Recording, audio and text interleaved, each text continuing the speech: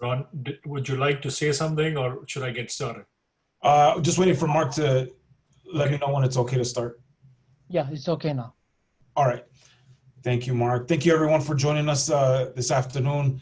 Again, we appreciate your time to join us during your lunch hour for a presentation during our Downtown Specific Plan Update noon talk on market assessment and development strategy. So I'll take it over for Kaiser. Thank you, Ron. My name is Kaiser Rangwala. I'm with Rangwala Associates, and our team is helping the city in updating the downtown specific plan. Welcome to the first noon talk. As Ron mentioned, we really appreciate you joining us for this lunch hour, and we hope that this is inspiring. The purpose of this talk is to present some inspiring ideas, some trends, some innovative development options. In a moment, you'll hear from Michael about the market, but I also want to put in a plug in for the evening presentations. This evening we start off with our very first presentation at 6 o'clock, and we'll run about 90 minutes, and we'll do this every day. So we'll have a noon talk tomorrow, and we'll feature Renai Bane from Moreland Polozoid, who's, if you're fond of architecture and urbanism, how it can lift the spirit of a place. Tomorrow is a lecture not to miss. And then on Thursday, Tim Ernie from Kittleson will talk about some of the concepts, innovative concepts that Southern California is engaged in terms of addressing mobility, how people get around, and the issue of parking, as well as some of the disruptive technologies that are occurring in the field of mobility. So again, exciting presentations lined up for the noon in the following 2 days, but also encourage you to come back each evening at 6 p.m., except for Thursday when the meeting is at 4:30. So with that, let me take a moment and introduce Michael Wright. Michael is a founder and partner at Illuminas Consulting. Michael's going to help the team with market study, understanding the market, understanding the people, understanding the place. He has prepared a market study, a tailored market study in this COVID environment, this pandemic environment, and he's going to present some of the findings this afternoon. But Michael is also helping us throughout the process, throughout the charrette and after the charrette, test the development feasibility. So we want to make sure that the vision that the community comes up with during these 3 days is realistic. And then we also, Michael's going to conduct a fiscal impact analysis. We want to make sure that the city is whole in terms of the fiscal benefits and the cost associated with whatever vision we come up with. So why do we do a market analysis? Market analysis provides valuable insights in things like shifts in economy, shift in competitors, ongoing trends, shift in demographic trends, and also provides traits on customer expenditure. So if there are retail establishments that people are not frequenting within the downtown that they want to see in the downtown, that's leakage, that's revenue, that's source that's going out of your city. So it provides an understanding of all of those things. And we do this primarily, we try to understand the market, the people, and the place so that we can make better decisions about the future. So with that, I will pass it on to Michael to walk us through his market study, market assessment, and development strategy. Great, thanks, Kaiser. Before I start, I want to take a moment to reflect on why we're focused on Baldwin Park's downtown area and what we want to accomplish with the market study. It's been said that downtowns are the living rooms of our cities. Their local businesses and activities contribute to a sense of community and provide people with a place to gather and interact. This is true for the downtown areas in cities of all sizes and locations, including suburban communities.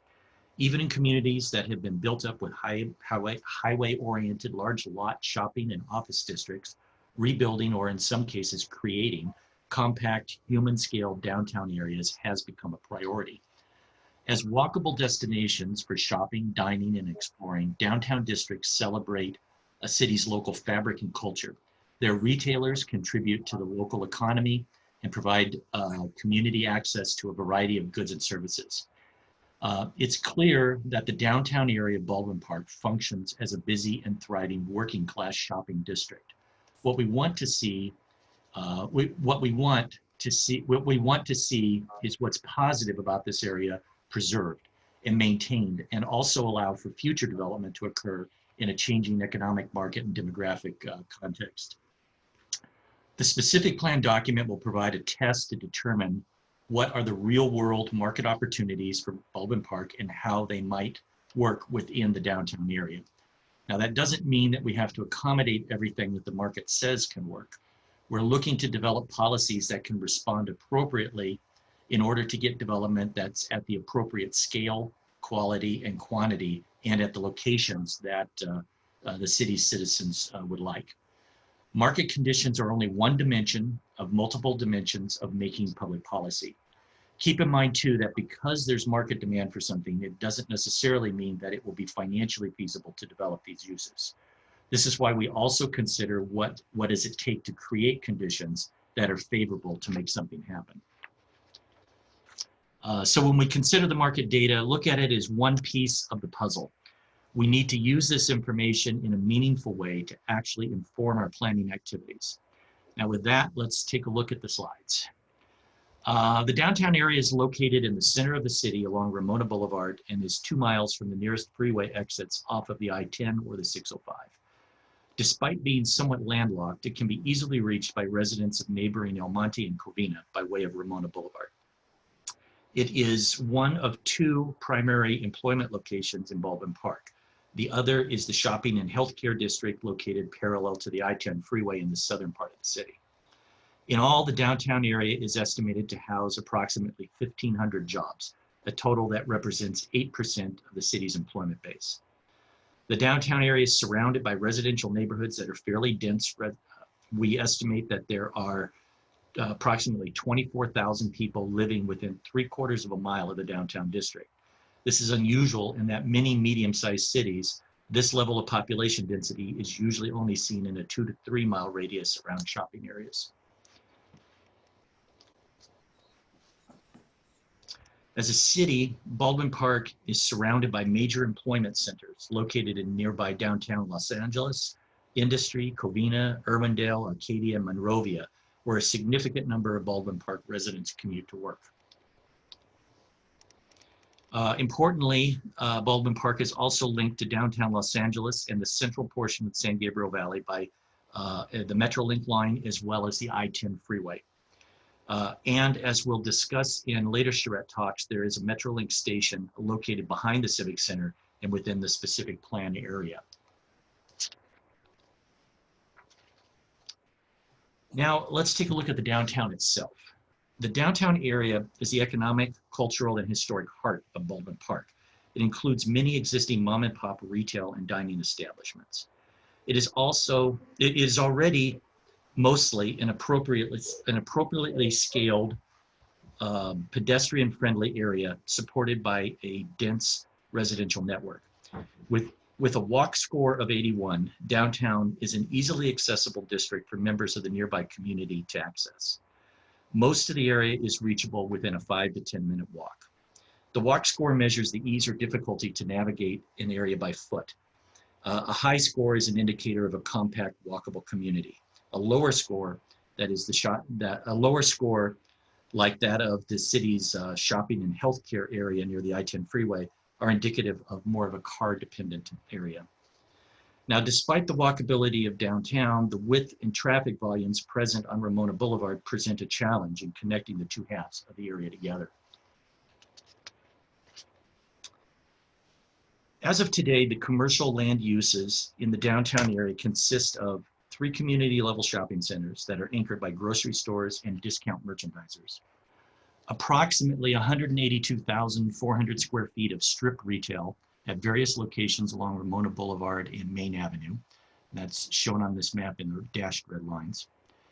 Tenants in these spaces include mom and pop retail, a few restaurants, service-oriented businesses, and healthcare providers, such as medical groups and clinics, dentists, chiropractors, and acupuncturists, a dialysis center, a pharmacy, and a massage therapist. There are only 2 small office-oriented spaces available to rent in the downtown area. The second level of a building located at Ramona and Bogart, this is one of them. This totals approximately 6,000 square feet, and it's a the two-story building at Main and Ramona across from the Civic Center. This building totals about 10,400 square feet and is presently occupied by a medical practice.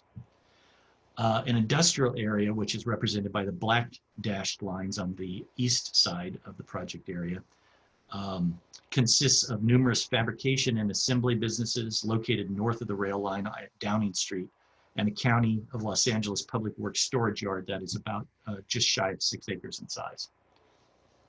The Civic Center complex and adjacent Metrolink station are south of Ramona, roughly in the center of this map. There have been 2 recently built residential developments, including the Metro Village, an affordable apartment complex, and the Palmera townhomes, which are market rate for sale product that was built on city-owned land. There are 4 sites where residential projects are either planned and moving forward or are proposed and currently under consideration by developers. These are shown by the yellow circles. With the exception of the Metro Village apartments, the overwhelming majority of buildings in the area are single-story structures with several 2-story buildings that have retail at ground level and office space above. Ramona Boulevard is an existing high-traffic east-west arterial that is well-positioned to capture latent retail demand of the surrounding market. Larger parcels along Ramona, represented by the 2 shopping centers, should be able to accommodate a mixed-use development program as well as required parking. Key limiting factors to achieving a vibrant mixed-use downtown here include a limited nearby daytime population. And although it's estimated that there are 1,500 people employed at jobs which are located within the plan area, this level of nearby consumers does not support much in the way of retail and restaurants. Moreover, many of the area's residents, including those in the immediate surrounding neighborhoods, commute to work outside of the city. The lack of a significant daytime population in the downtown poses a significant challenge to sustaining a critical mass of retail and dining establishments, as most businesses find it difficult to survive on just weekend or even evening patrons alone.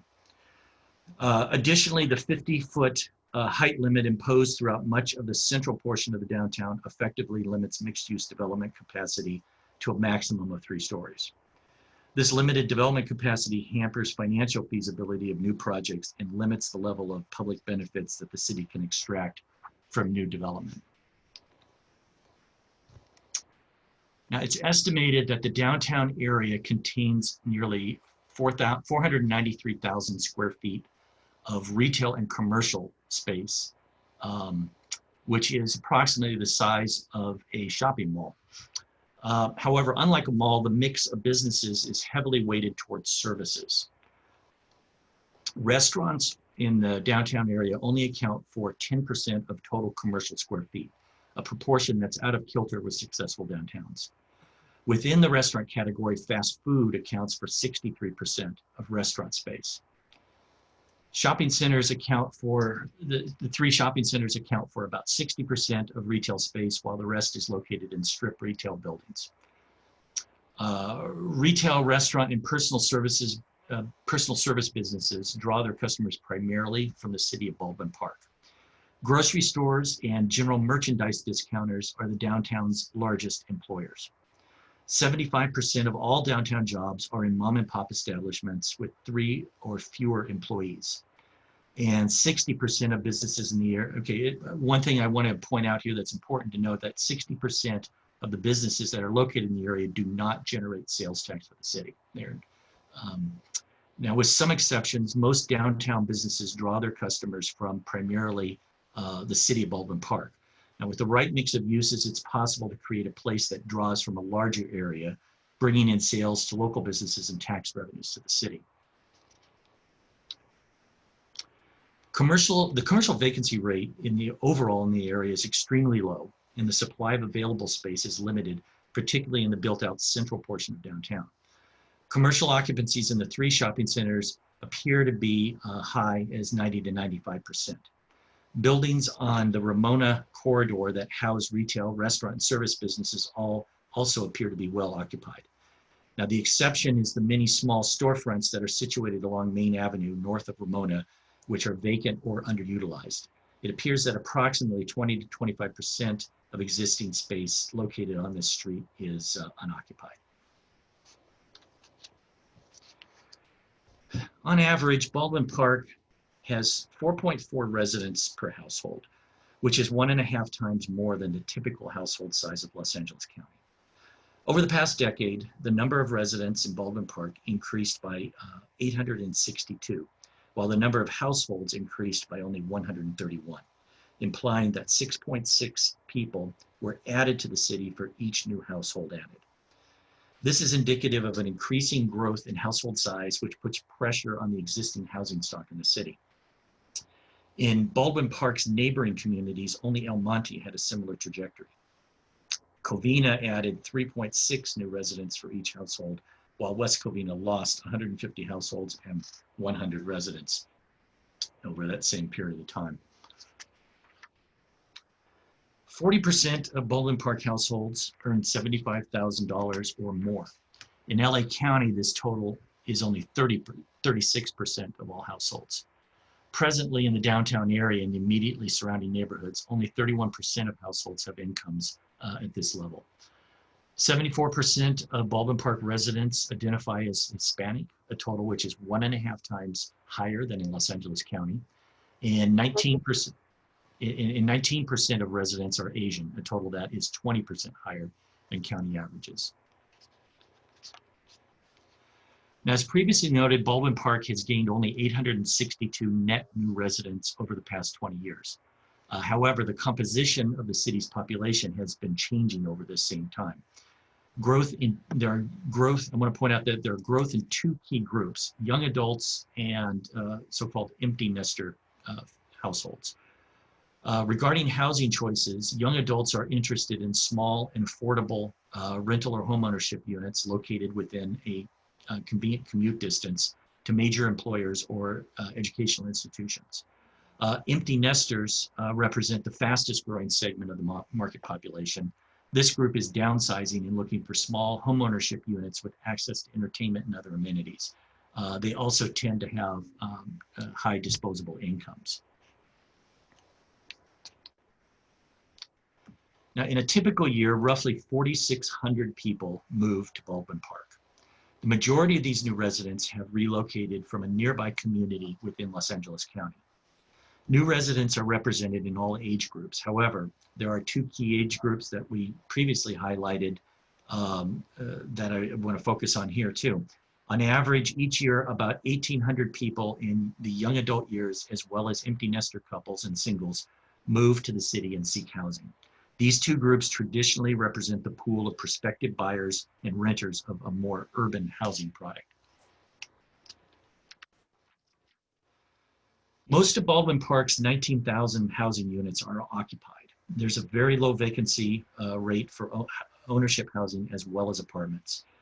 55% of all housing is owner occupied, which is significantly higher than Los Angeles County as a whole. 74% of the city housing is single family residential detached units. 50% of residents are new to the city, having moved into the housing within the past 10 years. More than 3/4 of new residents are renters. Changes to the city's employment base. The city has an employment base of roughly 19,500 jobs. It lost jobs during the Great Recession, but has slowly regained the lost jobs. And note this total is pre-COVID. However, individual job sectors have had varying results. Over the past 10 years, healthcare jobs have increased in the city significantly, followed distantly by hotels and restaurants, and the other category, which includes utilities as well as arts and entertainment. During the same period, industrial and manufacturing jobs, office-based employment, retail, personal services, and local public sector employment all contracted to varying degrees. Now let's shift for a moment to population projections for the next coming years. In terms of population projection, the most reliable and reasonable long-term projections come from the Southern California Association of Governments, or SCAG, which is our metropolitan planning organization. Now, how does SCAG come up with their projections? They have a really good model that looks at demographic and employment trends in the larger region. And once the population in the region is projected, they then allocate that growth to various cities depending on the land use policies in the general plan documents that exist in each of these cities. So when you look at the growth that's projected for Bulban Park, it is very much a function of the land use plan policies that the city has right now. SCAG's forecast for Bulban Park is that over the coming 20 years, Bulban Park will see an increase of 1,400 housing units and 5,900 new residents. The market area surrounding Bulban Park will see an increase of 8,400 new households and 33,900 new residents. SCAG is also responsible for determining the Regional Housing Needs Assessment Plan, which allocates targeted planning goals to individual cities within the region. The RHNA numbers, as they're known, for many cities in Los Angeles and Orange counties are higher than the forecast numbers due to a decision by SCAG to direct more housing production away from the Inland Empire. RHNA targets for Bulban Park are that 2,000 new housing units must be planned for within the city over the coming 8 to 10 years. Now, if these projections were to come to pass, it would mean an 11 to 31% increase in the number of housing units located in the Bulban Park, in the city of Bulban Park. In terms of land area, the city's largely built out. Buildable vacant sites are limited to numerous small lots throughout the city, as well as the downtown area. Potential opportunities are small in scale and would result in mostly infill projects within existing residential neighborhoods.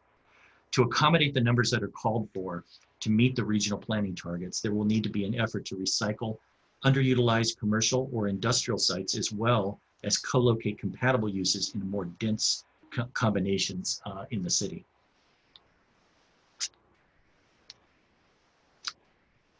Now let's focus out a little bit more on the region of the San Gabriel Valley.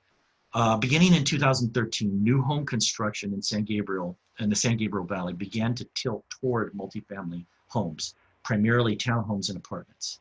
The reversal of a long-running trend that focused on single-family over multifamily residential construction can be attributed to the diminishing supply of land available for new homes and changing consumer preference for centralized urban environments. Despite this, pre-COVID, new home construction in the greater San Gabriel Valley was still at very low levels. During 2019, there were only 2,100 permits issued for housing construction in the whole San Gabriel Valley, a strikingly low number for a region of 1.5 million people. To add additional perspective, during the past decade, for every 100 jobs added to the greater San Gabriel Valley economy, only 3.5 new housing units were constructed. In a post-COVID world, the pressures of the region's housing shortage will cause construction to ramp up again once it's safe to work and buyers feel comfortable shopping in person. The challenge will be for builders to locate suitable sites for development.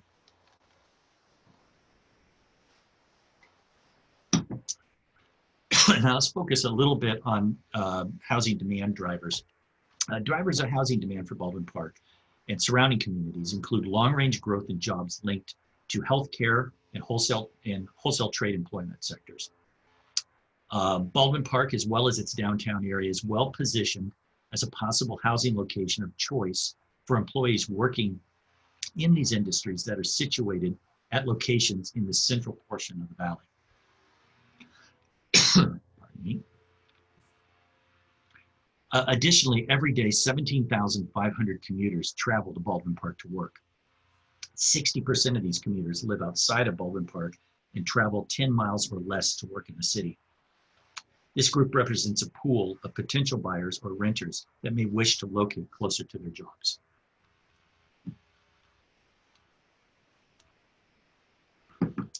So what is the typical buyer or renter of an urban housing product? This is a case study here of the Santiago Lofts which is a live-work project located near Santa Ana's Amtrak station. The project has attracted baby boomers looking to downsize and young professionals without children. Both groups have household incomes of $75,000 or more. The surveys of residents who chose to live here indicate that they chose the loft project because they want lifestyle retail services and food options within walking distance to their residence. The appeal of this type of housing is the ability for residents to lock and leave. Being near transit was not necessarily a major draw. Excuse me. Being near transit was not necessarily a major draw for the Santiago loft buyers. It's considered an amenity.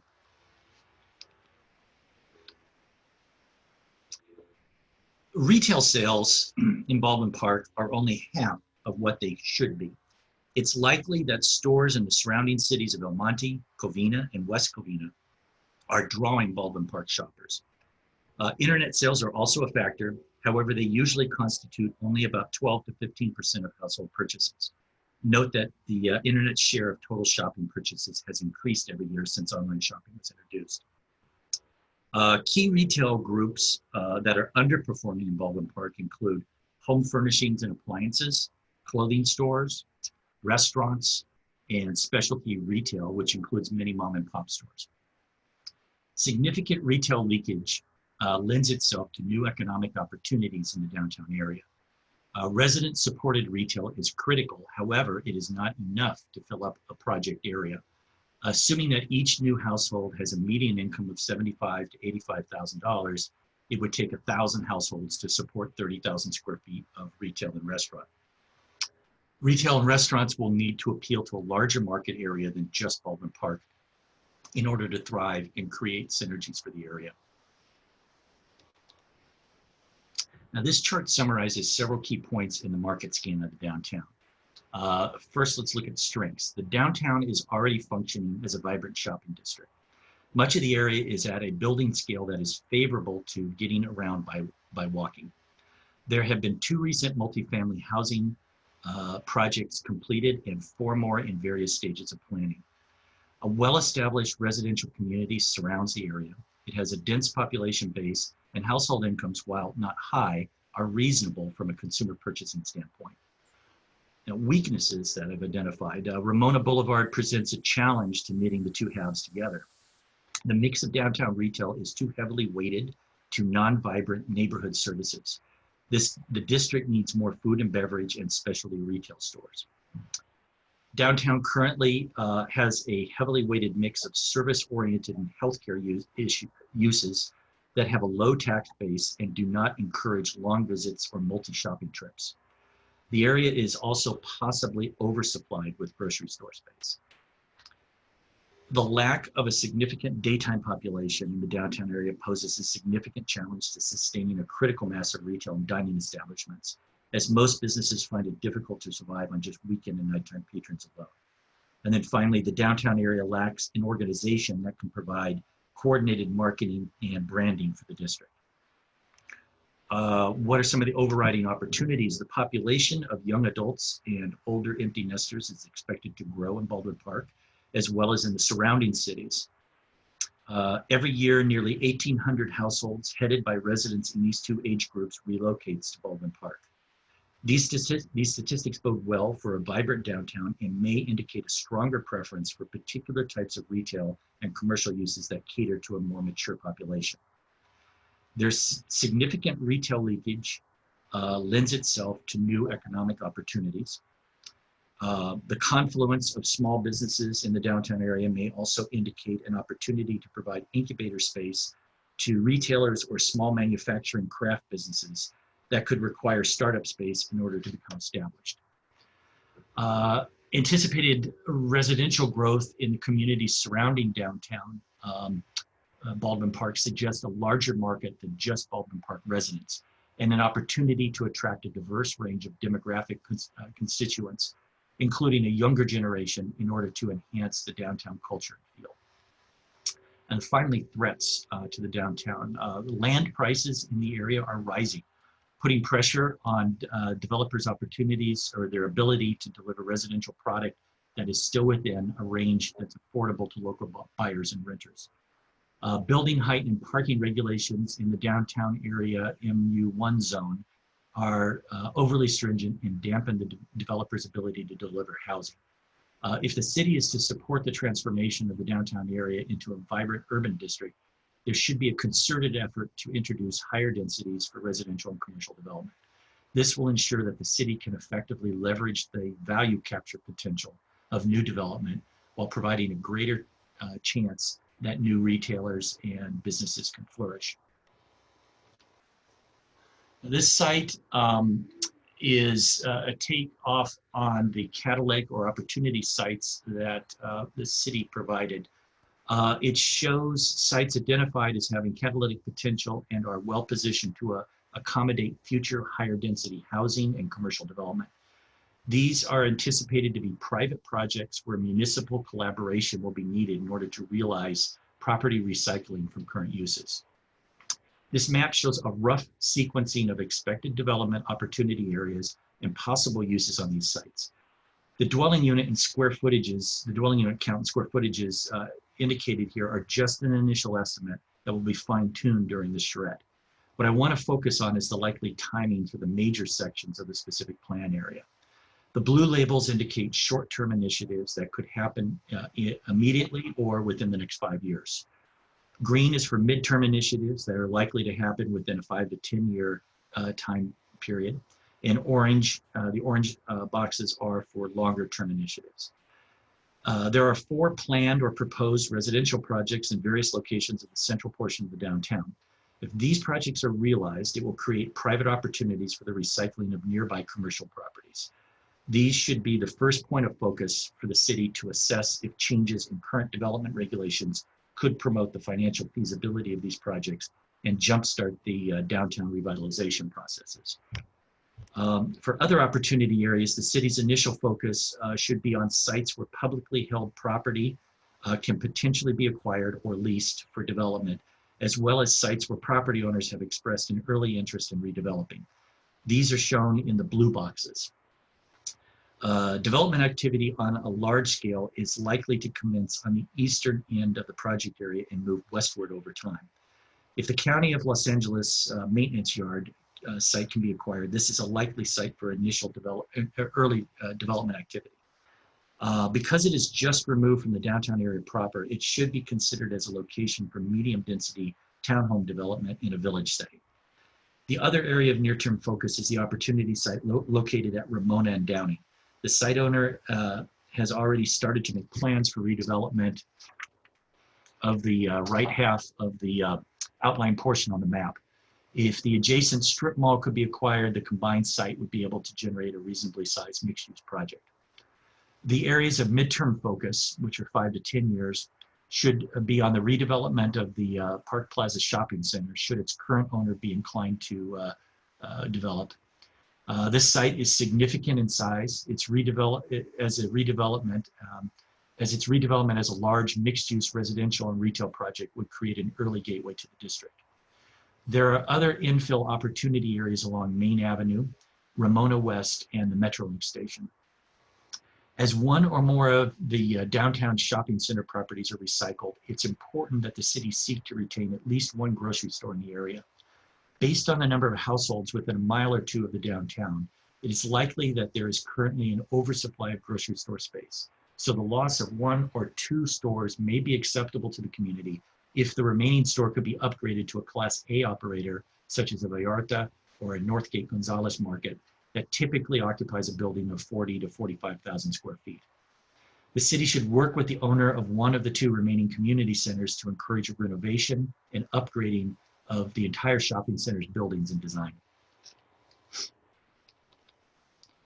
Now let's drill down a little more specifically into the market opportunities that the downtown area may be able to tap into in the coming years. In terms of housing, the market is not a limiting factor. Demand for new housing construction comes from 2 sources. People who are already live within the market area, roughly a drive time radius of 20 to 25 minutes from Bulban Park. This represents move-up buyers and renters. And then the other source are new migrants to the area. Based on historic housing turnover and SCAG population projections, it's estimated that there's a reasonable expectation of demand for 390 to 480 for-sale units and 1,150 to 1,440 rental units. This implies a residential mix of 25% ownership units and 75% rental units. Housing types can vary and include 3-story townhomes, 4 to 5-story attached housing with commercial at ground level, and live-work housing. Based on current levels of lost retail sales citywide, as well as commercial businesses that are supported by concentrated levels of housing development, we estimated that the downtown can absorb 95,000 to 105,000 square feet of new retail over time, which includes restaurants, specialty retailers and apparel, health clubs, and boutique workout spaces. As discussed, we suggest that one of the 3 community shopping centers remain and undergo a program of renovation and tenant upgrading. And finally, we see a potential for an unconventional use, an incubator space for maker businesses, which are sometimes called small-scale manufacturing or craft manufacturing. These businesses are primarily very small-scale craft production and sales-oriented businesses that are ready to make a leap from a garage or a kitchen-based production to occupying a small commercial unit. I'll discuss this a little bit more in a later slide, but we see this use as a more effective land use to plan for than office space. Bulban Park is not a significant office space market, and over the past decade, jobs that typically require office space have contracted in the city. It remains to be investigated further, but allocating a small portion of the planned area to such uses could provide a significant economic development tool that will help local Bulban Park entrepreneurs and create a different type of destination use for the downtown. Now, as I indicated, there's a strong demand for new housing in the region as well as in the areas surrounding the city. Housing will be the key driver for downtown. Demand in the area, as I noted, is projected to be 1,540 to 1,920 units, with apartments constituting 75% of this total. 3 building types the 3 building types that could work in the area are 3-story townhomes located on the east side of the project area, just outside of downtown proper. Live-work units located along Main Avenue corridor, either north or south of Ramona. And then a mix of condominium and apartment developments as infill along Ramona Boulevard, as well as transit-oriented development product at the Metrolink station. These should be done as mixed-use projects with ground floor commercial. Depending on the site sizes and locations, structures could range from 3-story buildings all the way up to 4 to 5 stories in height. The townhome product will be driven by family households and should be 2 bedrooms or greater in size. Demand for infill product in the heart of downtown will be driven by singles and couples, implying smaller units may be more feasible. Note, our discussion with developers who are familiar with the downtown area indicates that the current height and density restrictions in downtown are too restrictive for residential projects currently to be financially feasible. New retail uses totaling 95 to 105,000 square feet are market feasible for the downtown area based on the assumption that Bulban Park could capture approximately 10% of lost retail sales in certain spending categories that are currently being spent outside of the city.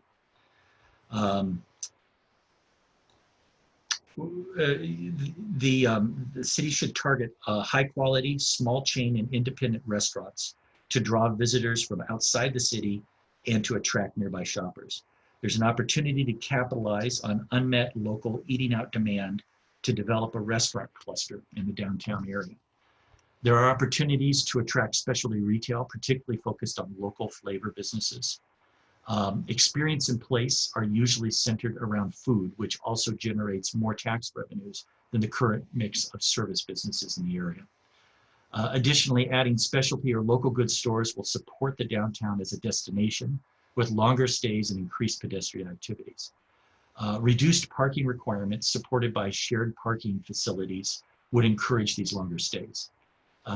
Independent businesses look for low rents and other business growth and other business growth assistance in their early stages. And this is something that we're proposing in the policies that might be an area of focus for the city. The downtown needs to fill a specific niche. People might not come just to shop or just to have dinner, but they will come for a downtown experience that is different from other shopping centers in the city. And I just want to note here finally that retail, it's as a category, is beginning to move away from large malls and big box stores to stores and restaurants that offer more of the experience economy.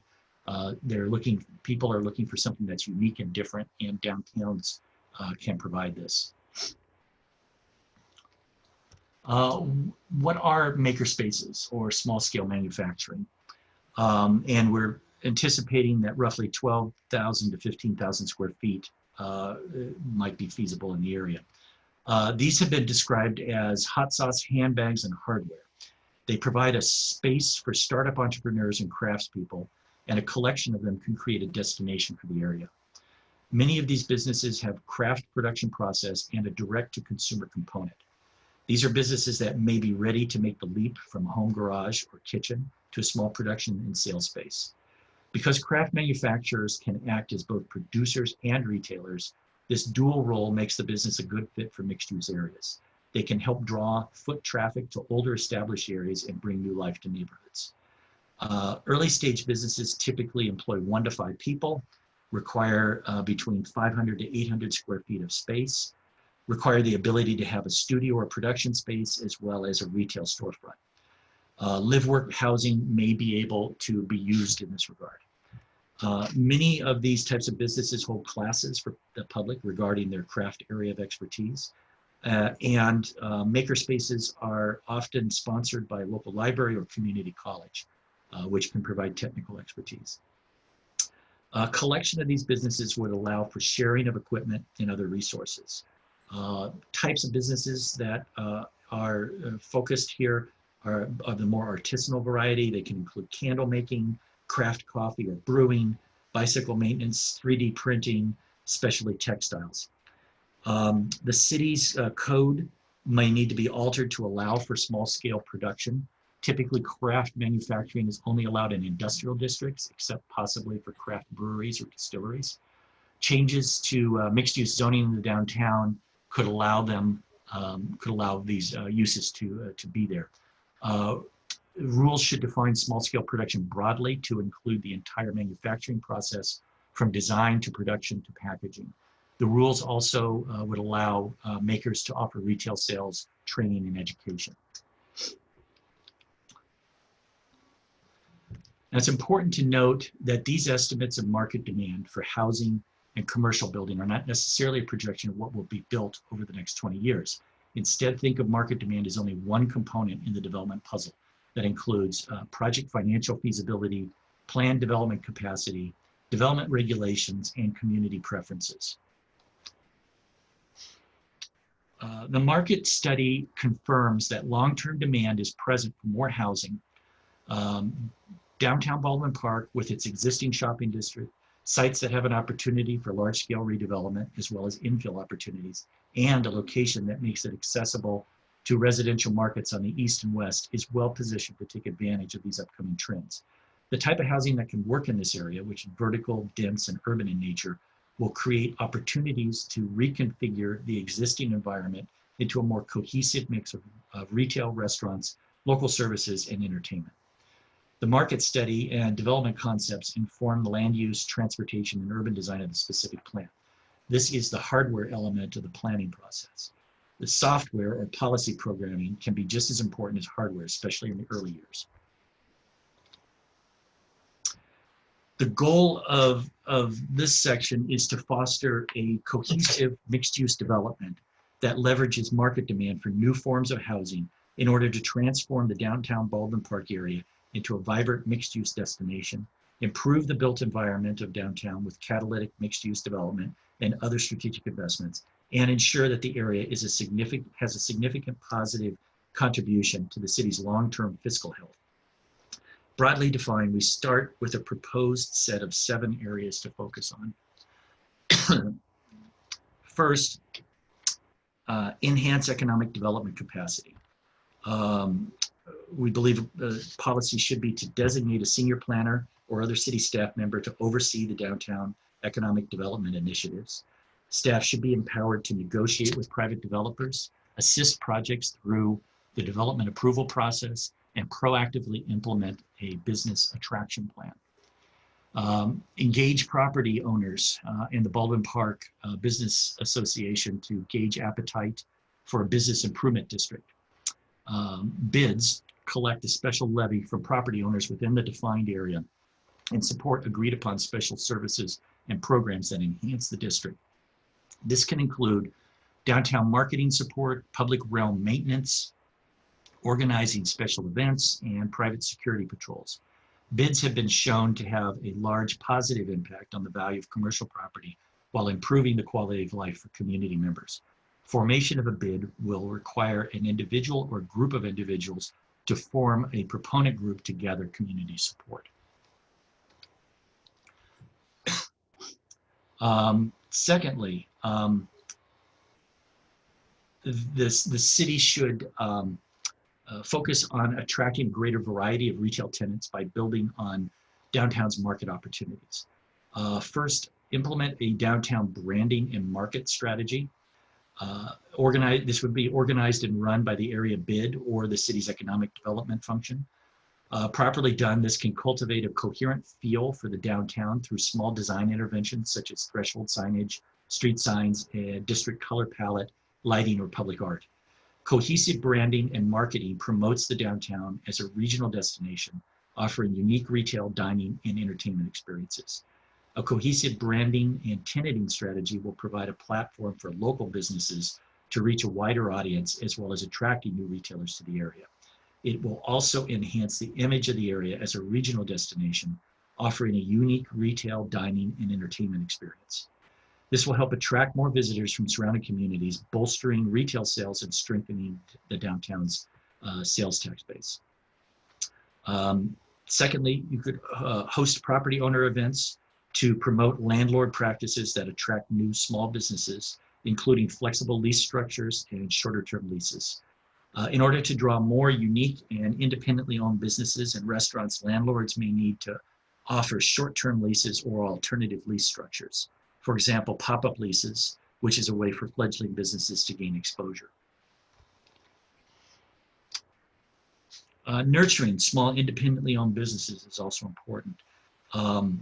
Need to engage with a future downtown bid if this is implemented, or utilize the city's economic development staff to better connect local entrepreneurs with U.S. Small Business Administration loans or other federal or state assistance programs. Secondly, actively seek sit-down restaurant operators that can both meet needs of a wide range of residents and satisfy the latent demand of the surrounding market. And finally, engage with the successful street market artisans for the street market fair that you guys typically hold. The street market artisans to determine if there's potential interest in incubator space for making businesses as well as other retail space available as it becomes available in the downtown area. Promote foot traffic with activities and events. Build on the successes of the downtown street market and concerts in the park with other events to draw residents and visitors to the area. This could include classic auto show and auction, juried arts and crafts fair, street performers festival, new and used book fair, outdoor theater festival, movie night in the park, etc. Encourage property owners to collaborate on new pop-up events to make use of vacant storefronts or parcels and to generate greater interest in the downtown as a unique retail destination. This can include food trucks, seasonal festivals, or temporary uses in vacant space, such as temporary art exhibits or eating and drinking experiences. A creative example of this was established in the Bixby Knolls Atlantic Avenue bid in Long Beach in 2016. The Steelcraft company transformed a vacant lot within the district into a multi-tenant outdoor eatery using repurposed shipping containers. This helped to spark further investment along the street and other dining options. And then finally, create a coordinated calendar of events for different organizations in order to allow for combined marketing of events. Greater coordination in marketing of events will allow for more consistent messaging. For example, to complement a movie night in the park, businesses could offer extended hours or pre-movie specials. There needs to be policies in place to improve the downtown built environment. Engage the development community and property owners to promote the redevelopment of single-use and single-story retail centers along Ramona Boulevard into mixed-use projects with shared parking. Vacant and underutilized sites contribute little to the city's tax base and also diminish the character and the feel of downtown. The city can accommodate development, can encourage development on these sites by engaging with property owners and developers to facilitate transactions and development activity. It is critical to engage with private owners of larger opportunity sites, particularly those who have expressed an interest in redevelopment. Such sites are an excellent opportunity to begin transforming Ramona Boulevard into a mixed-use corridor. Early proof of concept projects will demonstrate feasibility and will likely convince others to follow suit.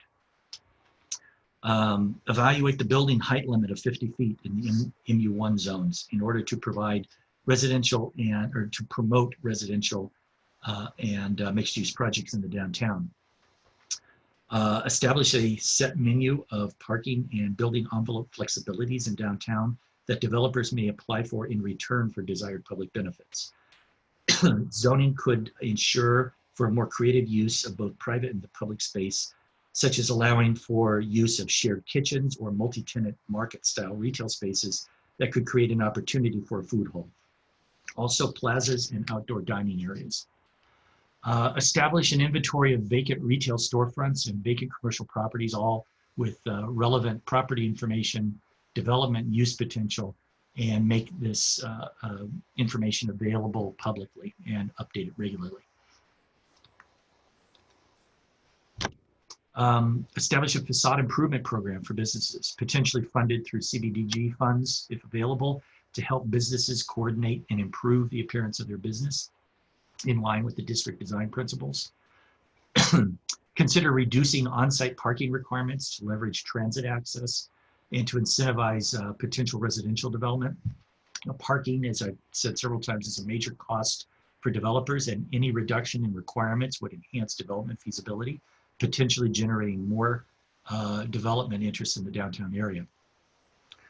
Prepare an affordable housing policy. The city should study alternatives to providing a range of affordable housing units within the area, potentially through a density bonus program or an in-lieu fee.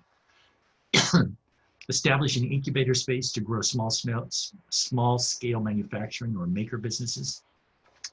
The space could be provided as part of a negotiated community benefit, or the city may want to acquire and establish the space itself for the incubator. Market and promote the incubator businesses by hosting evening events, maker classes, etc. And then finally, provide incentives for certain retail businesses to locate in the downtown area. To encourage a diverse array of retail to locate in the area, the city could offer discounted licensing fees, waived business fees, or expedited development review times.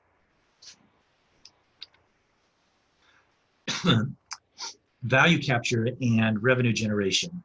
The city should definitely look to establish a EIFD or a CRIA zone to fund infrastructure investments in the downtown. The EIFD, otherwise known as the Enhanced Infrastructure Financing Districts, and the other one is known as the Community Revitalization Investment Authority. In the longer term, a downtown-wide EIFD or a CRIA could be used to reinvest increases in land values from future development into infrastructure improvements in the district. EIFDs focus on infrastructure and public-private transactions. CRIAs, which are similar but with a more stringent eligibility standards, focus on affordable housing. These public financial instruments enable the targeted use of tax increment financing for construction, retrofit, and rehabilitation projects. Alternatively, use developer agreements to support the city's public realm improvement goals. These agreements could provide certainty to developers that the development standards will remain fixed. In exchange, developers would provide benefits to the city, such as infrastructure improvements, public open space, et cetera. And then finally, explore parking fees to enhance fiscal revenue. And then finally, the city should ensure that development that goes in the downtown area is fiscally sustainable. You could do this through the use of a fiscal model to assess that new development will not be a fiscal burden to the city. The development approval process could be set up to assure that a project meets specific fiscal thresholds. Activities could include case-by-case preliminary analysis of fiscal impacts and economic benefits, such as fiscal revenue and job creation, and market and financial feasibility as key potential projects. Now with that, I would like to entertain any questions.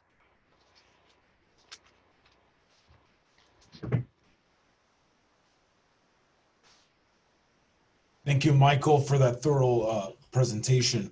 Again, please submit your questions in the chat box or in the Q&A. Any thoughts on what you liked, what you didn't like, anything that that you think needs to be needs a little more attention? Please submit your questions, and we will address them.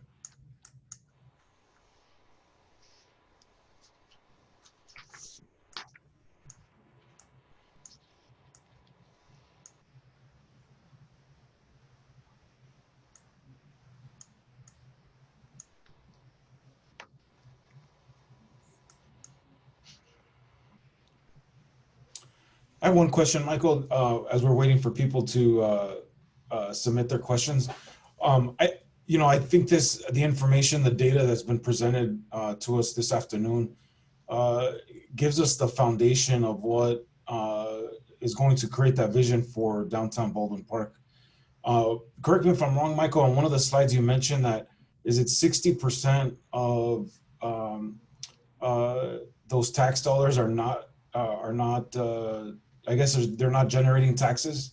Well, they're generating property taxes. They're not generating sales taxes. Sales tax, there it is. That was interesting. Yeah. It's because the mix in the overall downtown area is heavily weighted towards services and healthcare, which do not generate sales taxes for the city. Right.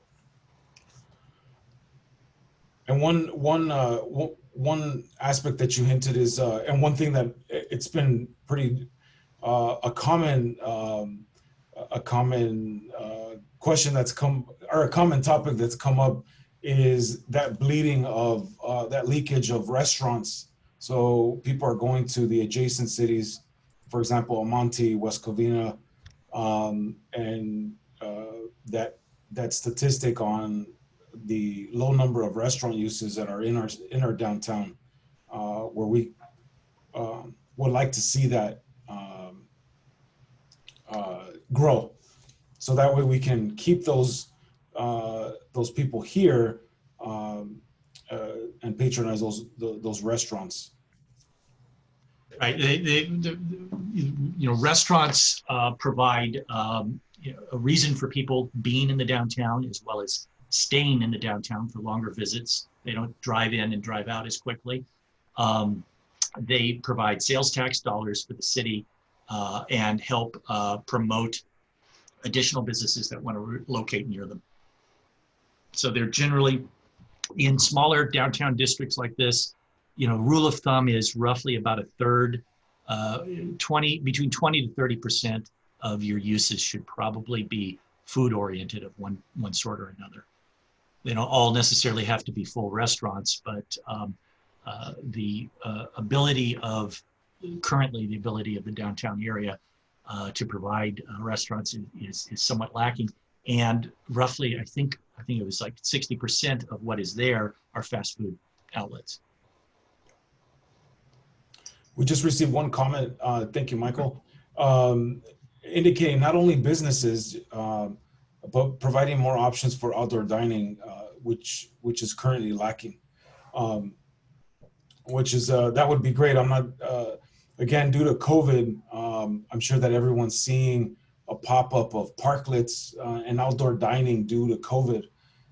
It brings up an interesting topic because, wondering once we get past COVID, will I think these outdoor dining areas that are being popped up throughout cities, wondering if that'll continue to, essentially, will it continue? Because it is a unique asset to have offered in your downtown for restaurant uses. I think where it's physically possible to continue them, I mean, there are certain areas where people have closed streets, and those streets may remain closed or may not, but there are plenty of restaurants that have gone out on wide sidewalk areas or adjacent parking lots or vacant lots, as well as encroaching into the street area. So I think what's going to happen is, I mean, retailers obviously still want their inside space because they are not making their margins right now with the limited amount of space, unless they can do their entire seat rotation for restaurants in the outside area. And that does not necessarily apply to all restaurants. But I think that once people can return to that, I believe that a lot of restaurants, as well as customers, are going to be loath to give up the outside dining. I mean, this is something that planners and restaurateurs and stuff have been talking about for a long time, more sidewalk dining. But it's been, difficult to implement because of, zoning codes or, access on a sidewalk, in particular areas with cars. So I think people are going to be a little bit more creative and desirous of trying to maintain that once it's not mandated. Oh, perfect. Looks like we got another comment in. It indicates, would it be best, let me see, what would be the best land uses or mix of land uses that would generate more value and minimize wasteful growth within a downtown? Well, generally in these sorts of downtowns, you are looking for things that are going to draw customers. This is not a downtown area that has a major employment center in it or even nearby. I mean, the Civic Center is probably the area with the largest number of employees concentrated in one area. So what that really leaves you with is consumer-oriented businesses, with the possible exception of some of these small-scale manufacturing types of businesses.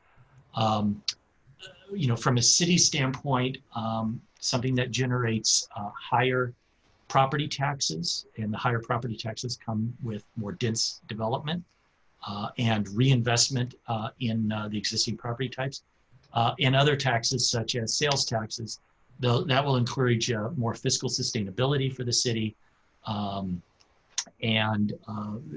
densifying the development will also create more people in the area, and more people translates into the ability to support retail and restaurant and other types of uses that everybody would like to see there.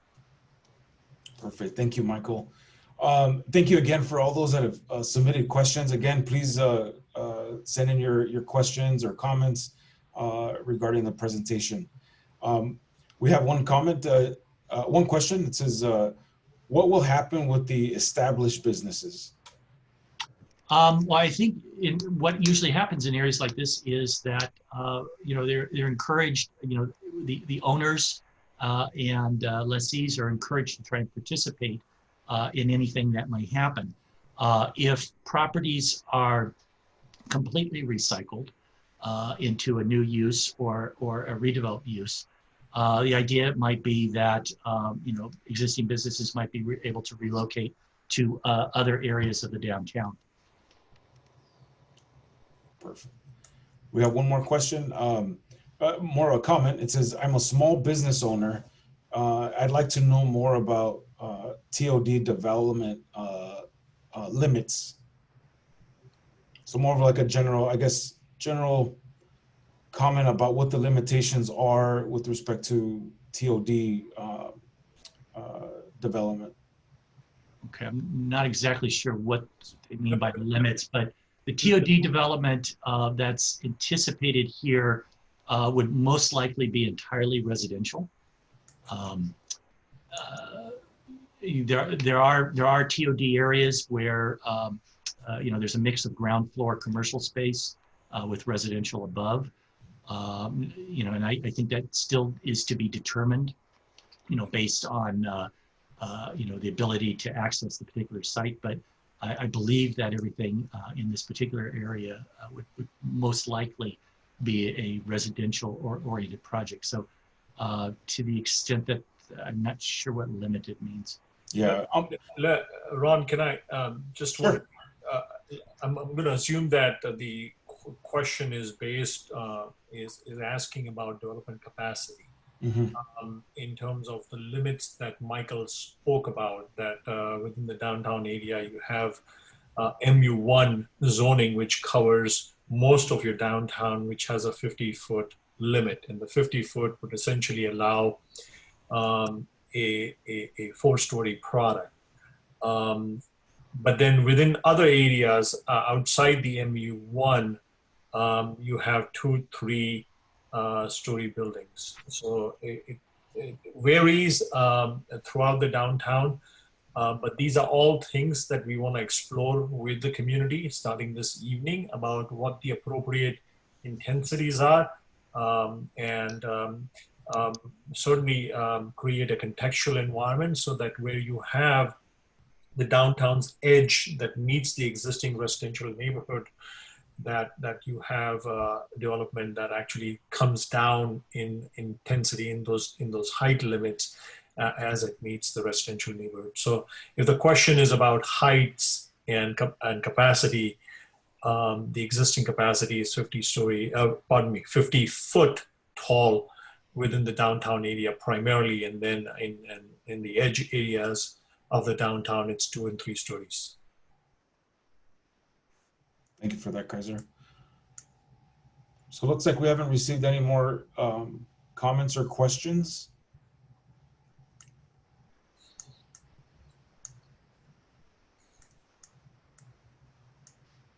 If you'd like to submit, please submit your questions in the chat box or in the Q&A.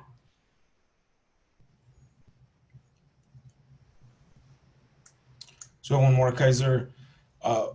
Both what kind of businesses and area limits streets of Baldwin Park Boulevard and Downing Avenue? I'm not sure. Can you unmute the speaker so the speaker can ask the question, and maybe we can have a dialogue with, because the question is not very clear.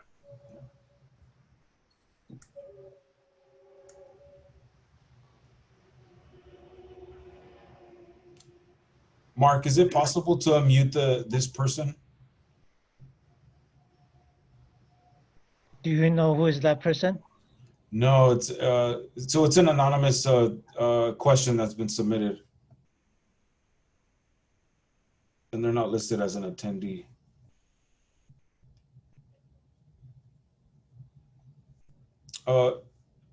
Mark, can you see that her name is Beatrice? Yeah, okay, Beatrice. Yeah, I'll allow him to talk. Thank you. Thank you, Ron, and thank you all of you to this wonderful presentation. I like more of the all information we received. But my question, I'm sorry, because that's why I asking for the interpretation, because my language is Spanish, but I try to do my best in English. My question is related to, I see only the a small downtown transit-oriented area, a specific area, and I'd say it's between Ramona and a part of Ramona, and also Baldwin Park Boulevard, Pacific Avenue. I think so the limit is Downing Avenue. So I know the business in Downing Avenue. I also am happy to have the coming develop to senior in Downing Avenue and Central. What happened with the business next to, between Ramona and Central Avenue over Downing Avenue?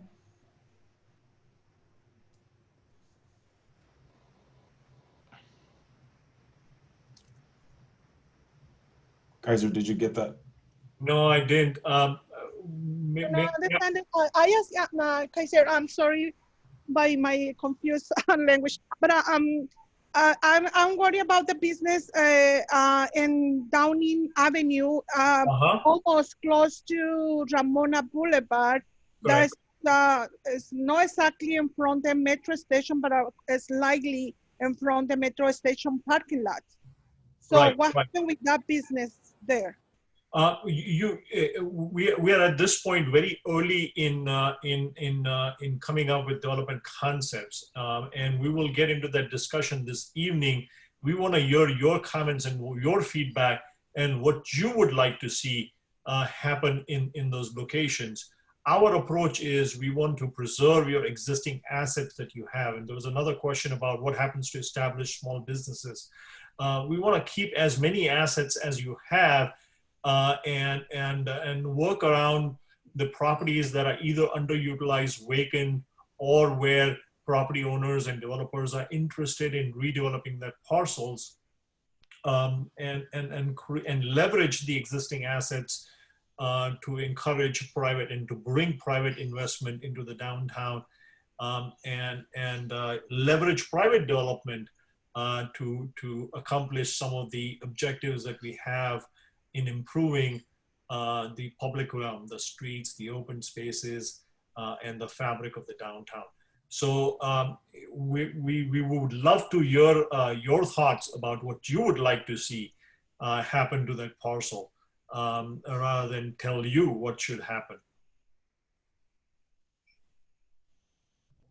Well, thank you so much. I'm really happy to input on this project because really I can see that business, a small business, more likely from people, the owner of this business, from people from Baldwin Park. Our community have that many talents, especially culinary talents. So I want to see our community members as owner of that small businesses in our Baldwin Park. But thank you for this presentation and this opportunity to speak up and bring our input in this conversation. Thank you. Excellent, and we hope that you continue to participate. I can understand you very well, and I would strongly encourage you to participate, as well as if you know certain people in the downtown, existing businesses, established businesses, please help us spread the word and get them to participate in this dialogue as we all collectively create a community vision for the downtown area. We want to hear and are interested in listening to everyone that has an idea about what should happen in the downtown. I will, but I encourage Ron to visit the old business and this specifically area. I like to see them participate, and this is Ron's job to spread the word with them. I don't receive the emails. Usually I receive the emails from my city,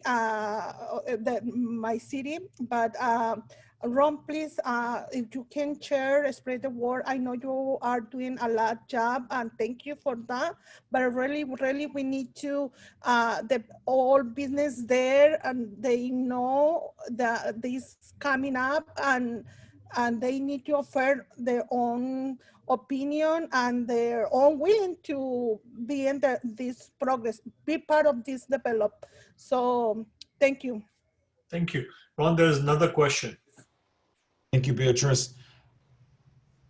Yes, so we have one more question. It says, will there be any land use changes in any areas of downtown, or will the land use stay the same as they were before this proposal? Kaiser, I think you might be a little bit better to tackle that one. Yeah, I'm happy to. I think, again, it's too early. We're just getting started with a noon talk. And we're interested, Rogelio, in your thoughts on what land uses should be preserved as is and what should change. We're going to start that discussion this evening and talk about some of your existing assets. And we'd like you to either confirm or correct us saying, yeah, here are some additional land uses that you should either preserve or redevelop. But that's essentially a process where you inform us.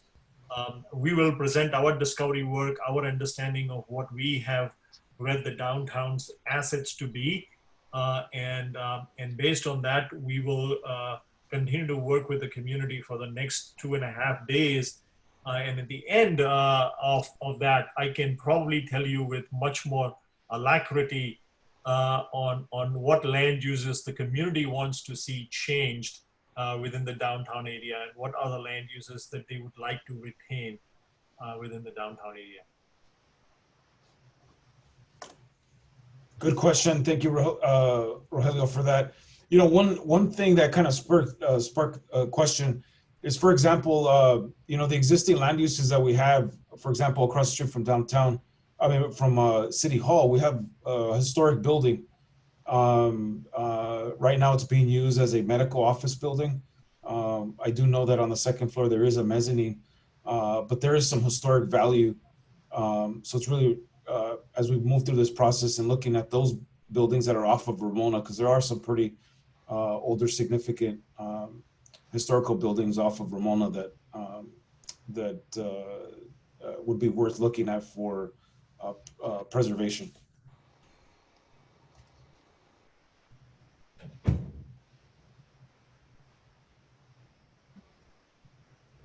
So it looks like we haven't received any more comments. Kaiser, that was our last question. Excellent. Well, Ron, I just want to once again emphasize that there is one more. That car camo building would make a great makerspace. Thank you, Helen, for that comment. I just want to reiterate what I said at the start. We're again too early in the process. We're just getting started. And this evening, we're going to present some of our understanding of existing assets and how we could initiate to leverage those assets to attract private investments and private investments both in the private sector, but also looking at public infrastructure, your streets, your open spaces, and your assets such as a station and Morgan Park, and how we can leverage all of those. It is an incremental process in that it is 3 days long, but it is also an iterative process. So we want you to stay connected and stay tuned for all the 3 evenings, and you will see how we build on your ideas from one day to the next and to the third one. And our goal is that at the end of the day and Thursday, we will have a community vision that we can share with you and begin to answer some of the questions that you're raising today. So we hope to see you this evening. Thank you, Kaiser, and looking forward to seeing everyone. And hopefully everyone that participated today can join us this evening, as Kaiser indicated. But if we don't have any more questions or comments, thank you again for joining us, and look forward to seeing you all this evening at 6 p.m. Thank you, Kaiser. Thanks. Bye, everybody. Thank you.